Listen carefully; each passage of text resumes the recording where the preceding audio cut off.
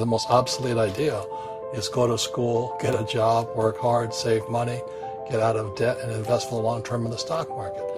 See, why would you save money when they're printing trillions of dollars?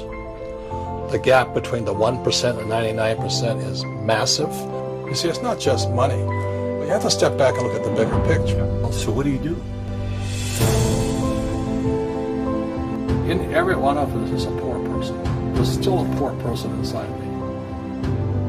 There's also a middle class person. And the middle class persons want security. They want that steady paycheck. And that is a rich person. And they're all inside of us except that it's not taught. You're taught to go to school, get a job, and get a paycheck. You're not taught how to get rich.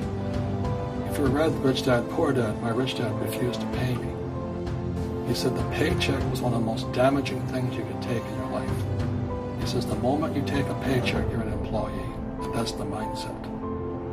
So my rich dad never paid me. He drove my poor dad, government employee, nuts. You gotta pay people, you gotta pay people. And Rich Dad was not saying that the paycheck was bad. He says he didn't want to be a slave to money. So as an entrepreneur, if Rich Dad folded, I just started another company. I don't need a paycheck. I don't need anybody to take care of me. If my government doesn't like me, I move to another country because they need entrepreneurs. Mm-hmm. So the entrepreneur is not so much the business. The entrepreneur is really the mindset and the skill sets and the different set of rules. You see, I don't operate, small business does not operate in the same rules as big business. Entrepreneur is a mindset first, a skill set, and rules. And depending upon whether you're an employee or a small business, the rules are different.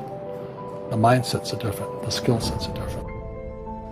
Instead of get out of debt, I get into debt. I just refinanced $300 million in debt. I went from 5% to 2.5% interest. I made a fortune. Every month, more money comes in because my cost of money has gone down.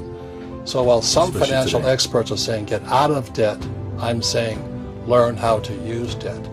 See, when I came back from in Vietnam in January of '73, the first thing my rich dad said to me was go to school to learn how to invest in real estate. It wasn't real estate, it was how to use debt and taxes. Debt and taxes make the rich richer. Debt and taxes make the poor, middle class, poor. So all the rich guys who are doctors or lawyers or, those guys, they're getting creamed. They don't know why. Doctors are getting creamed. Oh yeah, they're making more money, but the take home is less. Sure. My doctor just yelled at me. He was happy. He says, guess what? I finally made $1 million. And I said, yeah, this was just 3 weeks ago. And so I said, yeah, well, how much you pay in tax? He says, $750,000 in taxes.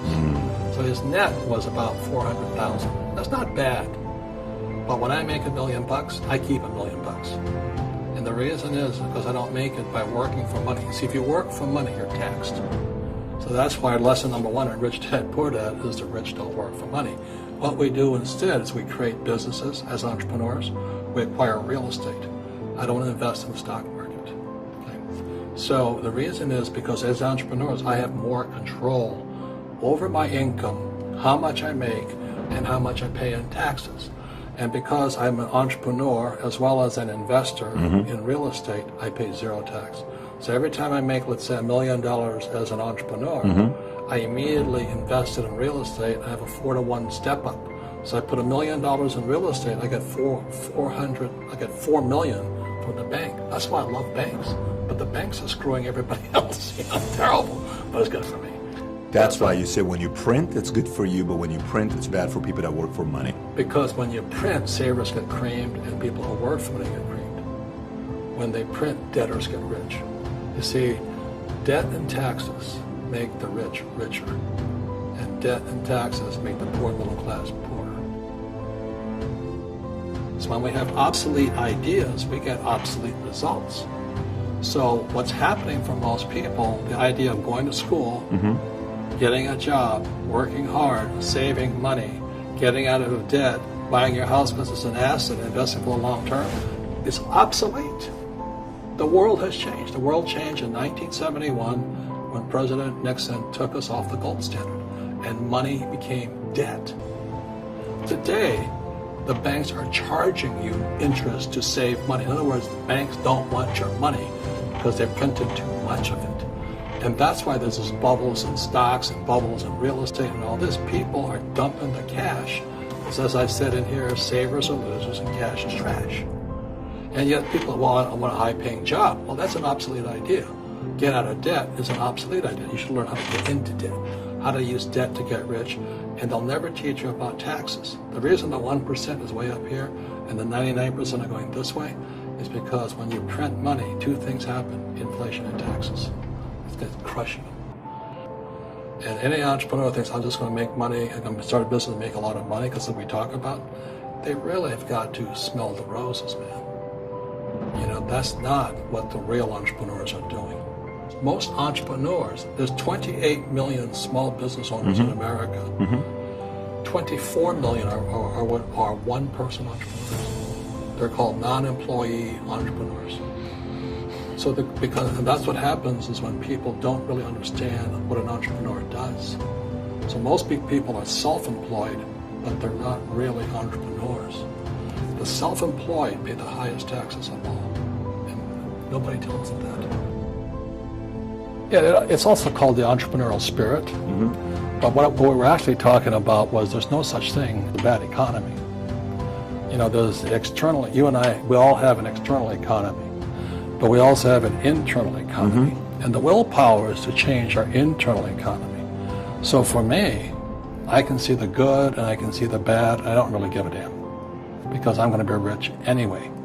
But a poor person with a poor personal economy, all they're going to see is a bad economy because they don't know how to make money in any economy. And a middle-class person, they have a middle-class economy. You know, what they want is a nice house and a steady paycheck and a job and a car. And so when you take their job away, to them, that's disaster. Well, since an entrepreneur doesn't have a job anyway, it's no big deal. So all I'm saying to people, and it's what Bucky Fuller taught me, is always two sides, you know what I mean? Unity is plural, at minimum two. So if you think the economy is bad, it's because your economy is bad. If you think that steady, employment is important, then you'll see an economy without jobs. Your economy. Your economy versus the external economy. Got it. What you control versus what you can't control. I can control. Yeah, it's called an internal focus versus an external focus. So the real entrepreneur has an internal focus. That if they fall down, they say, oh, this is good, because I'm going to go up higher. You know, the average person will fall down and say, oh, I'm going to take some Prozac. Or somebody has a mistake, so, oh, the mistakes don't matter. Well, mistakes matter. It means you didn't know something. But a real entrepreneur, whether they fall down, they always can go up. They can stand back up and go higher. Then no matter what happens to them, they get stronger and better and smarter and happier. But a person with a weak internal mindset is that they're so afraid of what happens, it generally happens. Like, people who are afraid of losing their jobs, they generally lose their jobs. You know what I mean? Yeah, no doubt. So everything comes through you. Yeah, so the entrepreneur first job is to control inside here, not outside there. And that's why my rich dad never gave me a paycheck. He says, the moment you take that paycheck, you're an employee.